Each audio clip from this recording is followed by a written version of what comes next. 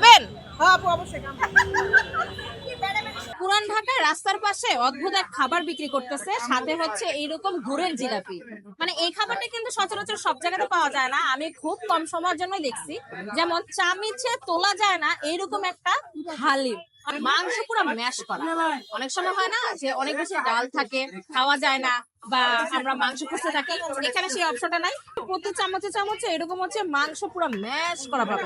এটাকে kind of বলা যেতে পারে ডাল আর মাংসের ভর্তা, বলা যেতে পারে ডালিম। এটা হচ্ছে জনসন রোডের ঠিক কোর্ট কাছারির যে রোডটা, ওইটার সাথেই একেবারে মোড়ের মধ্যে খিচুড়ি ভোজ। আশেপাশের অনেক মানুষের ভিড়।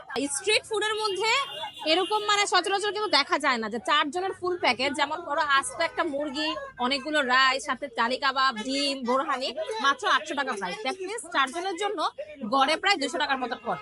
বাট আমার কোয়ান্টিটি দেখে মনে হচ্ছে আরো বেশি মানুষ খাওয়া যাবে। বাই দ্য ওয়ে, আমার কাছে না এই গুড়ের জিলাপিটা ভালো লাগছে।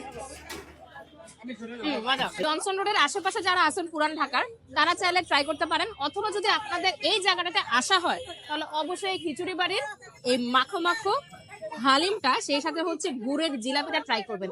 আর রমজান মাসে জিলাপি ছাড়া ইফতার তো জমেই না।